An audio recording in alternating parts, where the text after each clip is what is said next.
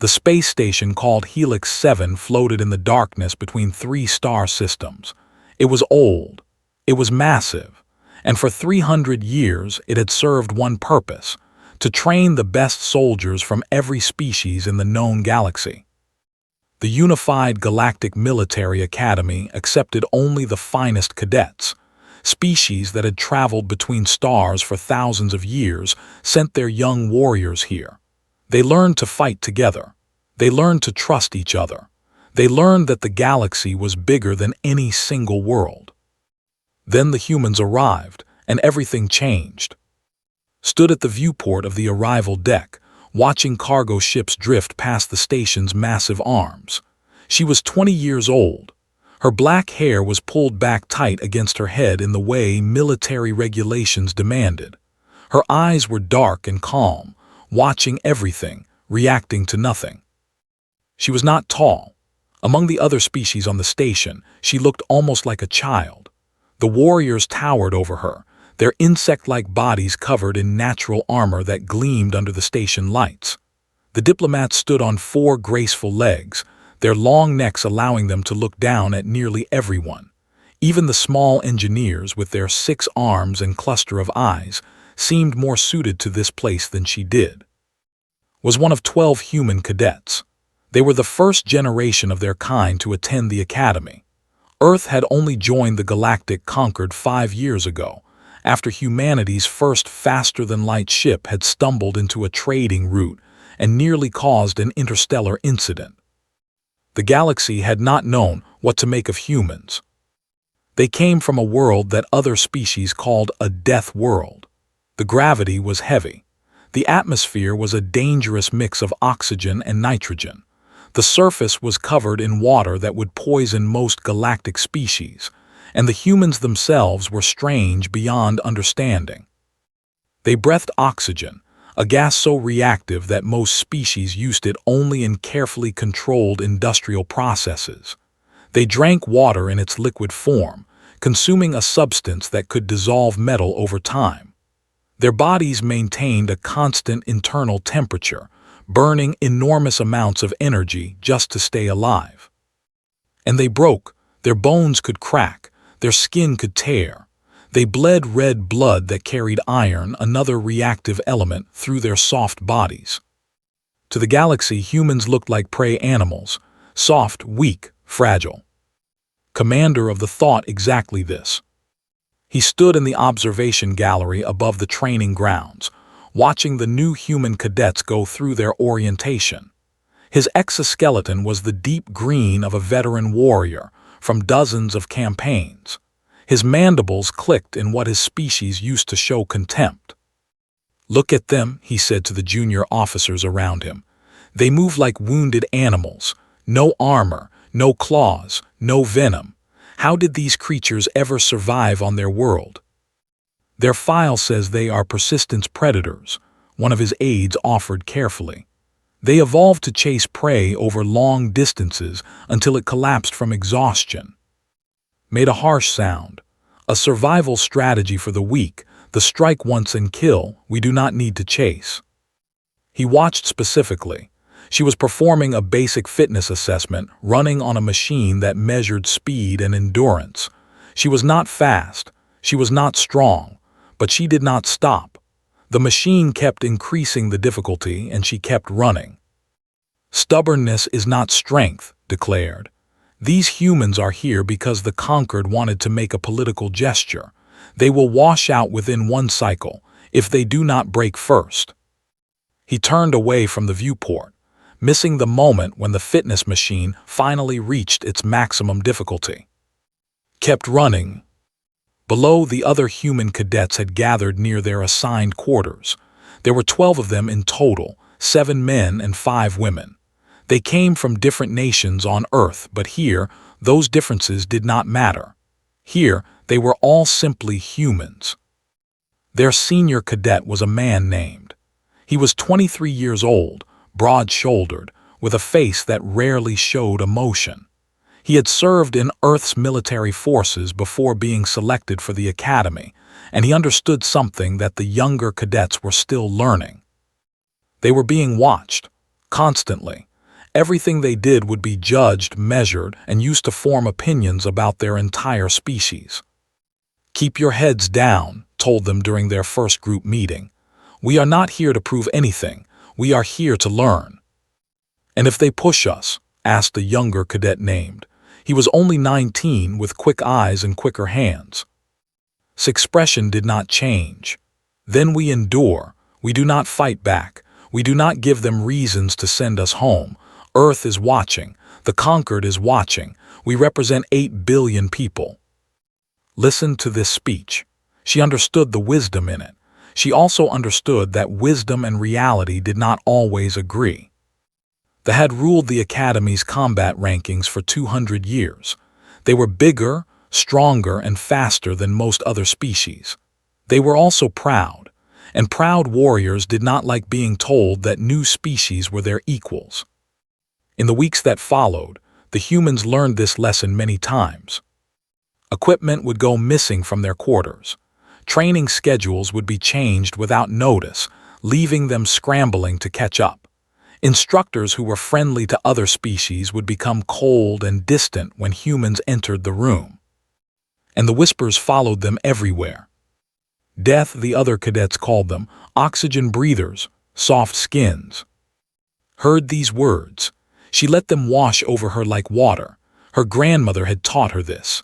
Back on Earth, in the small town where grew up, her grandmother had survived wars, famines, and disasters that would have broken weaker people. "The tree that bends in the wind does not break," her grandmother had said. "But remember, child, even the bending tree has roots, and roots do not move." Did not know it yet, but she would soon need those roots. The storm was coming. 6 weeks passed at the Academy. The humans survived. They did more than survive. They began to excel in ways that confused their instructors. In physical combat, they were average. In raw strength tests, they ranked near the bottom. But in other areas, strange things began to happen. The tactical simulations were the first surprise.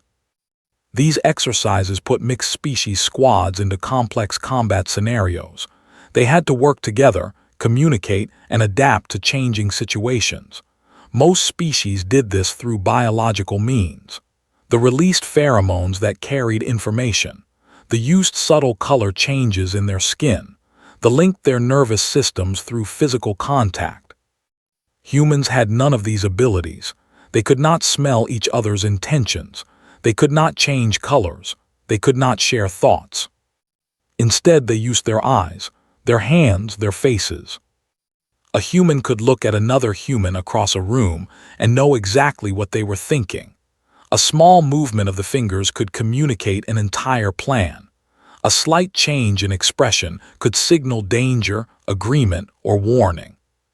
The other species found this disturbing. It was like watching animals perform magic.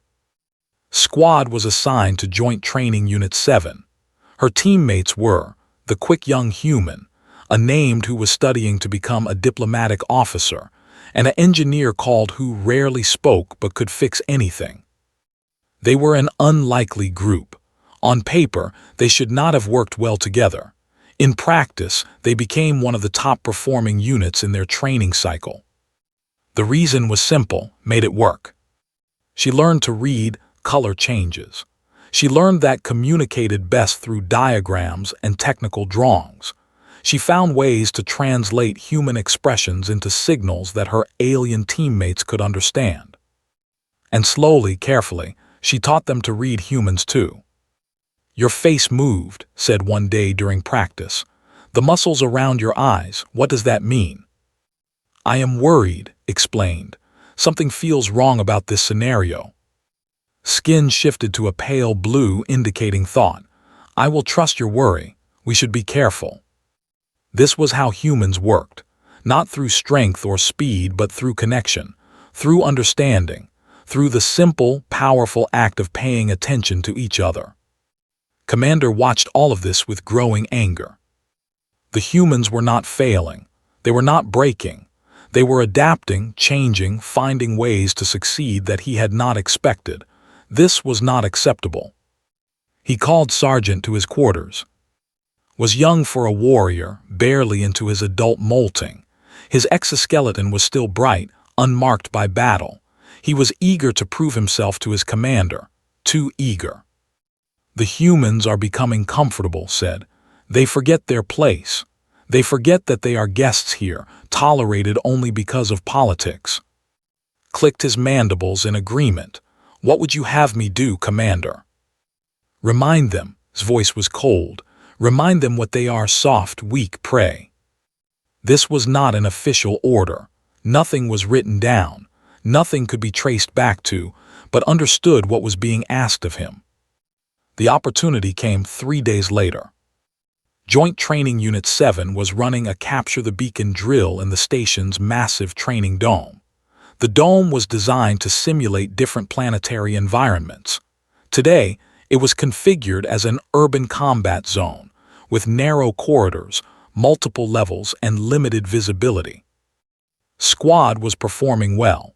They moved through the simulated city with careful coordination, scouted ahead, monitored their electronic systems, maintained communication with allied units, led from the center, directing their movements with quiet efficiency. The beacon was located in a tower at the center of the dome. They were close to reaching it. "I will circle around," told her team through their communication devices. "Draw attention from the west. Move in from the east when you see my signal." She broke away from the group and entered a narrow corridor between two simulated buildings. The lights were dim here. Shadows covered everything. She did not see waiting for her. The sergeant stepped out from behind a support column. He was massive compared to her. His armored body blocked the entire corridor. His eyes reflected the dim light like dark mirrors. "Human," he said, "you are lost." Stopped, her heart rate increased, but her face remained calm. "This is a training exercise, Sergeant. I am following my assigned route." "You are in my way," moved closer. "Your kind is always in the way, coming to our station, taking our resources, acting like you belong here." "I will go around," said, keeping her voice steady. She turned to find another path. Was faster than she expected. His armored forearm swung in a wide arc and struck her across the face. The blow was savage. It was meant to break bones. It was meant to end the confrontation immediately and permanently. Any would have died instantly. Any would have been crushed. Stumbled backward. Her vision went white, then red. Blood poured from her split lip in a cut above her eye. Her ears rang with a high, terrible sound. She fell against the wall, slid down, tasted copper and salt in her mouth. Stood over her, waiting for her to collapse, waiting for her to cry, waiting for the submission that always came when predator met prey. His hand touched the floor, pushed, her body rose. She stood up. The blood ran down her face like war paint. Her eye was already swelling shut. Every part of her body screamed at her to stay down, to play dead, to survive by surrendering. She did not listen. She looked at the blood on his armored forearm. She looked at her own blood dripping onto the floor. And she smiled. It was not a friendly smile. It was not a happy smile. It was the smile of something that had decided in that moment that it was done being afraid. "My turn," she said. Did not understand. His species had no concept of what was about to happen. On his world, when something smaller was struck by something larger, it ran or it died. Humans did not evolve on his world. Moved. Had studied human physiology. He knew they were weaker than in every measurable way. Slower reflexes, less muscle density, no natural armor, no venom, no claws worth mentioning. What the files did not tell him was that humans had spent their entire evolutionary history fighting things bigger and stronger than themselves. Every predator on Earth was more dangerous than a human in direct combat. Lions were faster. Bears were stronger. Wolves hunted in packs with better coordination than early humans could manage. The planet itself seemed designed to kill the soft, slow creatures that would eventually call themselves humanity. And yet humans survived. They survived because they refused to accept the natural order. They survived because when something tried to kill them, they found a way to kill it back. Had trained in combat since she was 6 years old, her grandmother had insisted on it. "The world is not safe," the old woman had said. "It will never be safe, so you must learn to be dangerous." She had learned. When swung at her again, his massive arm cutting through the air with enough force to shatter stone was not there. She moved low and fast, ducking under the blow and stepping inside his reach. This was the first lesson of human martial arts. When your enemy is bigger than you, get closer.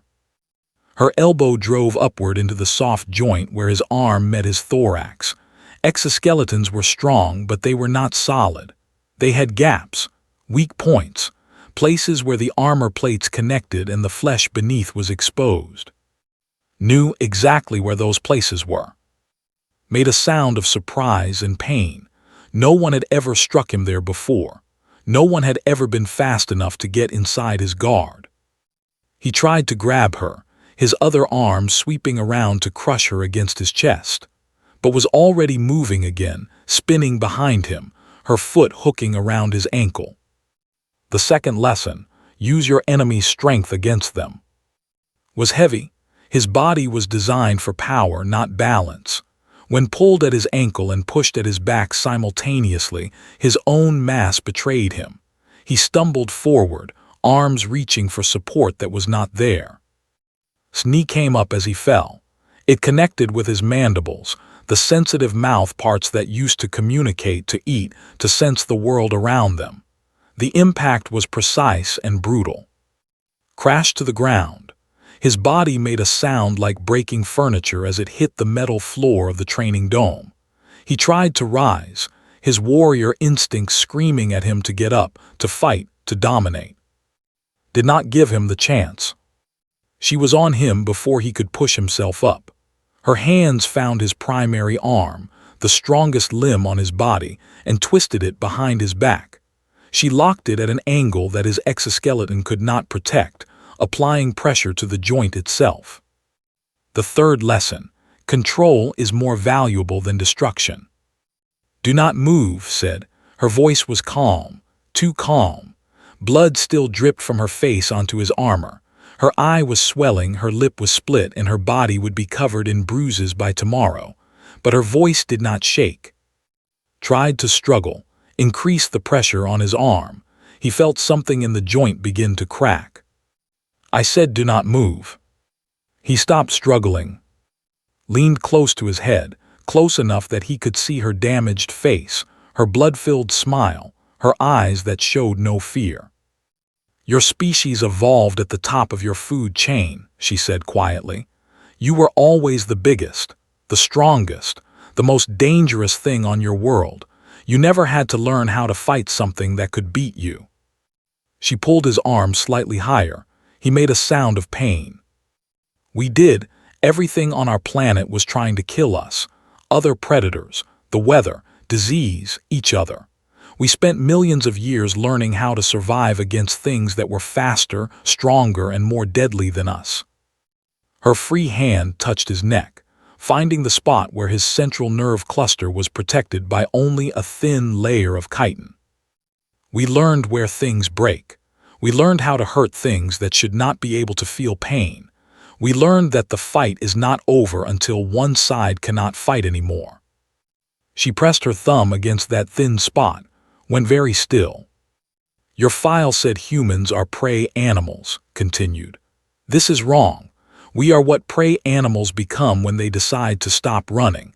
We are what happens when something soft and weak looks at the universe and says, 'No, I will not die today.'" She held the position for a long moment. The training dome was silent around them. Somewhere in the distance, other cadets were still running their exercises, unaware of what was happening in this narrow corridor. Then released him.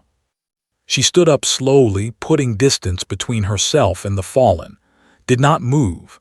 He stayed on the ground, his mind trying to process what had just happened. He had been beaten, not by luck, not by surprise. He had been beaten by a creature half his size with no natural weapons, no armor, and a body that was already injured before the fight began. Wiped blood from her eye. "I am going to continue my training exercise now," she said. "I suggest you go to the medical bay." And Sergeant looked up at her. "If you ever touch me or any other human again, I will not stop next time." She turned and walked away. Behind her, lay on the cold metal floor, and felt something he had never experienced in his entire life. Fear. He was afraid of a human. Above them, hidden in the training dome's observation systems, cameras recorded everything. Every movement, every word, every moment of a warrior being defeated by a human cadet half his size. The footage would reach Commander within the hour. It would reach the Academy's tribunal by the next morning. And nothing at the unified Galactic Military Academy would ever be the same again. The tribunal chamber was one of the oldest rooms on Helix 7. Its walls were carved from asteroid stone brought from a dead system 3,000 light-years away. Its ceiling rose so high that it disappeared into shadow. 7 judges sat at a curved table made from materials that no longer existed anywhere in the known galaxy. These judges represented the 7 founding species of the Galactic Concord. They had the power to expel cadets, sanction entire worlds, and reshape the future of interstellar relations. Today, they were deciding the fate of a human woman who weighed less than most of their furniture. Stood at the center of the chamber. Her face was healing but still showed the damage from attack. Purple bruises spread across her cheekbone. Her lip was held together by medical adhesive. Her left eye was still swollen half shut. She stood straight anyway. Her hands were clasped behind her back. Her expression showed nothing. Commander had demanded her expulsion. He claimed she had attacked Sergeant without provocation during a training exercise. He called it a violation of Academy rules, an insult to honor, and proof that humans were too violent to be trusted among civilized species. His voice filled the chamber as he made his case. "This human nearly killed one of my soldiers. She used illegal combat techniques. She threatened his life while he was helpless. This is not the behavior of a cadet. This is the behavior of a savage from a death world who does not understand the rules of civilized society." The judges listened in silence. Their faces showed nothing. When finished, the senior judge, an ancient whose scales had faded to silver with age, spoke in a voice like wind through dry leaves. "We have reviewed the surveillance footage from the training dome. We have seen what happened." His mandibles clicked with confidence. "Then you have seen the human's brutality. We have seen Sergeant strike an unarmed cadet from behind without warning or justification." The judge's voice remained calm, but something cold moved beneath it. "We have seen him use a blow designed to kill, not to subdue. We have seen a clear violation of Academy regulations regarding physical contact between cadets outside of sanctioned combat training." The chamber went silent. His confidence cracked. The footage must be incomplete. There must be context that explains. The footage is complete. The judge's eyes fixed on with an intensity that made the commander take a step backward. There is no context that explains an unprovoked attack on a fellow cadet. There is no justification for attempted murder. Murder, the word hung in the air like a death sentence. Before could respond, the doors of the tribunal chamber opened. A human male entered, walking with the slow confidence of someone who had seen everything the universe could offer and had decided not to be impressed. Admiral was 63 years old. His hair was gray.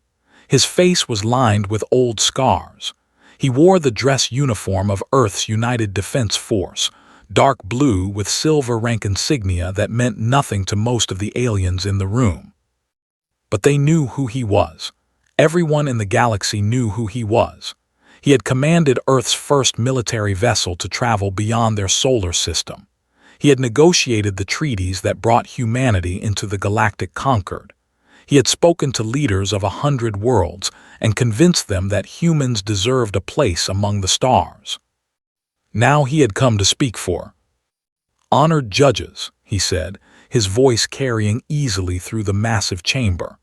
I apologize for my late arrival.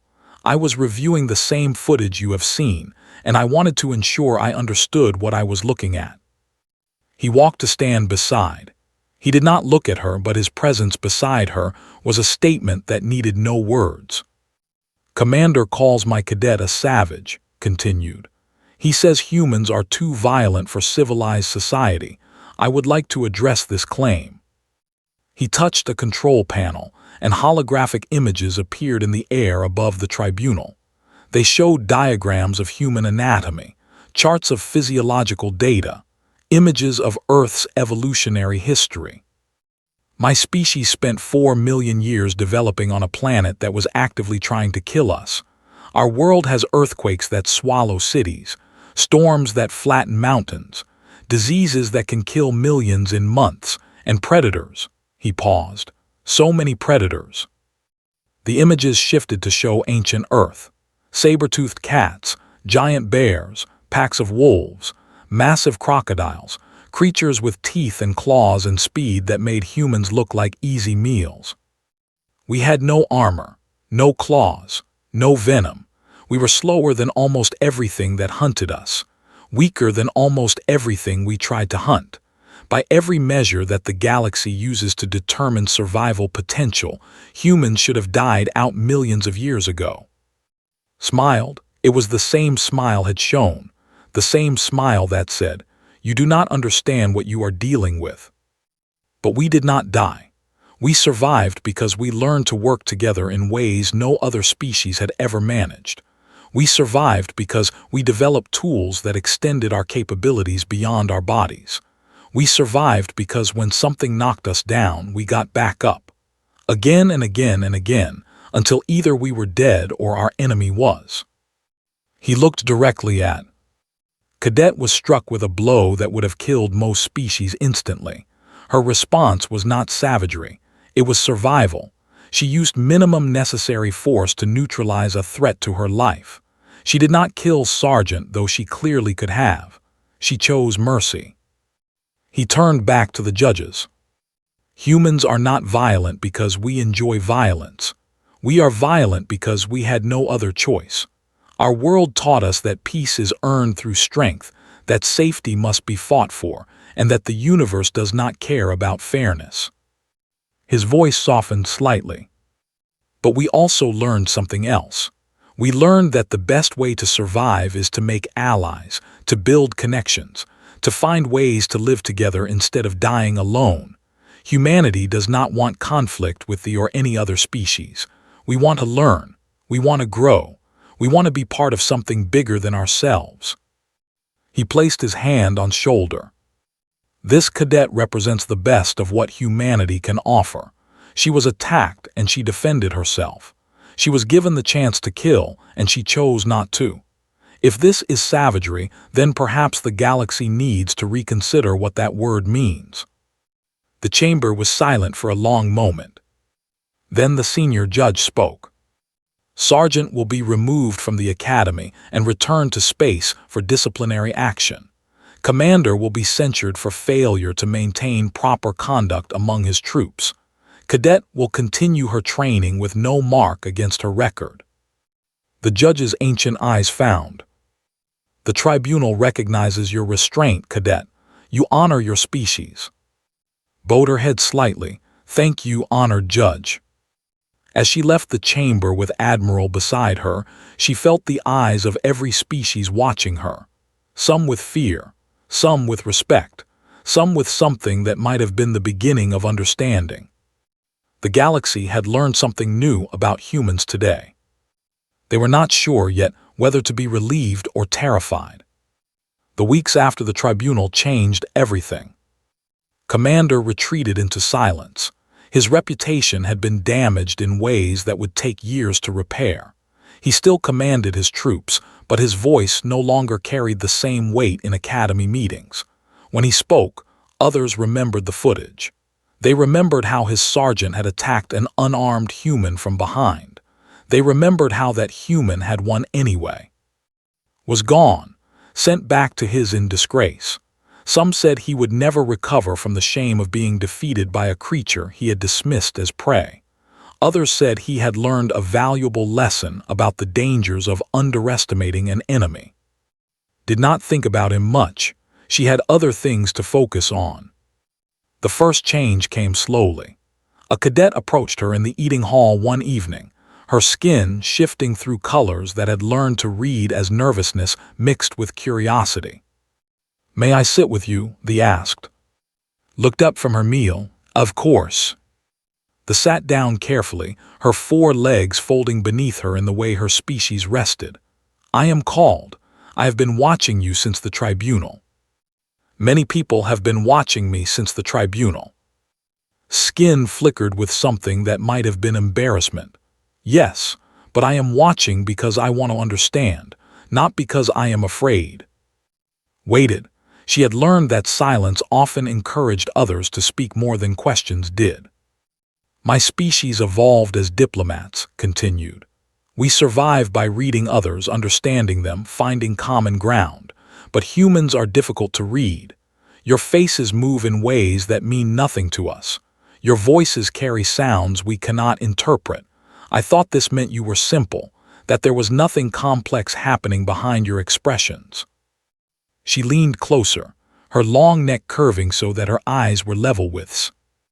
"I was wrong. I watched that footage 100 times. I saw your face when you were hit. I saw it change. There was pain, yes, but there was something else. Something that made a warrior twice your size freeze with fear." "What do you think you saw?" asked.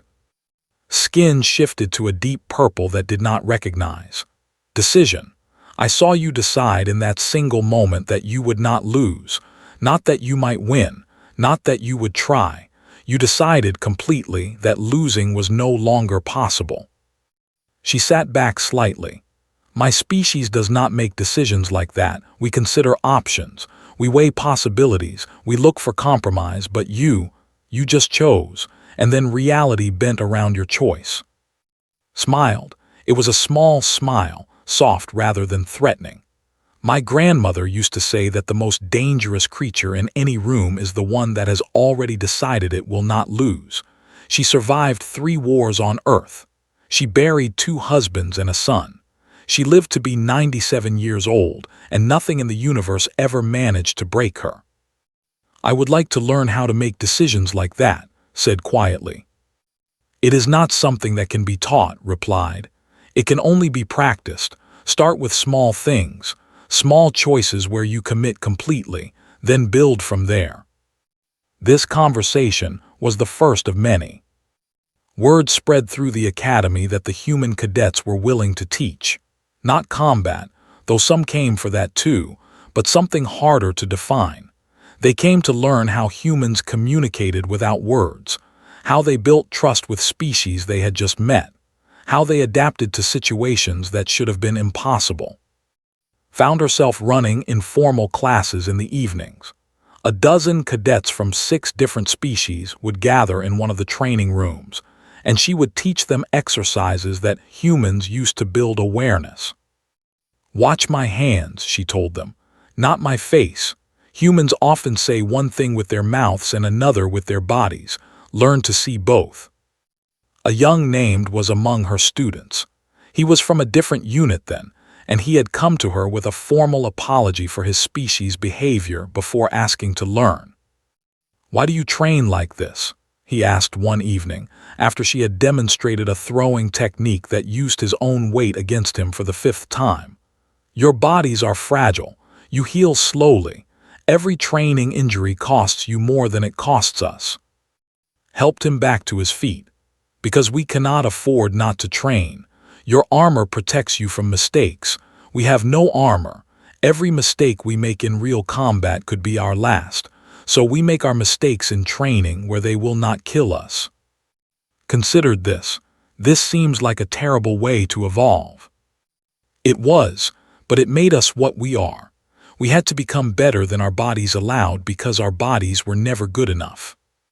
She looked around the training room at the gathered cadets, and in others, all learning to move like humans, think like humans, adapt like humans. Now we are offering to share what we learned, not to make you human, but to help you find the same strength in yourselves. Admiral visited the academy one more time before returning to Earth. He found on the observation deck the same place where she had stood when she first arrived. "You have started something," he said, standing beside her. "The reports I receive from the academy administrators are interesting. They say human teaching methods are spreading. Other species are adopting our training techniques, our communication styles, our way of thinking about problems. Watch the stars. Is that good or bad? It is neither. It is simply change. The galaxy is old. It has been doing things the same way for thousands of years. Humanity is new. We see things differently. Sometimes different is what the galaxy needs." He turned to look at her directly. "But I did not come to talk about the galaxy. I came to talk about you. How are you, Cadet?" She thought about the question carefully before answering. "I am healing, not just my face. I did not expect to become this, a symbol, a teacher. I just wanted to train and serve and make my grandmother proud." And now, touched the scar on her lip. It would never fully disappear. She would carry that mark for the rest of her life. A reminder of the day she decided that losing was not an option. "Now I think I understand something that I did not understand before. Humans are not special because we are strong. We are not special because we are smart. We are special because we refuse to accept limits. When the universe tells us something is impossible, we try it anyway. When we fail, we try again, and again, and again until either we succeed or we die trying." She turned to face the Admiral. "That is what I am teaching them. Not techniques, not tactics. I am teaching them to be stubborn beyond all reason, to believe that they can be more than their biology allows, to look at a universe that was not designed for them and say, 'I belong here anyway.'" Admiral smiled. It was a proud smile, a warm smile. "Your grandmother would be proud." Smiled back, "I know." Outside the viewport, the stars continued their endless dance. Somewhere out there, on 1,000 worlds, other species were waking up to a new understanding of what humanity represented. Not enemies to be feared. Not prey to be dismissed. Partners, allies, teachers. And perhaps in time, friends. The galaxy would never be the same, and that was exactly what humanity had always intended.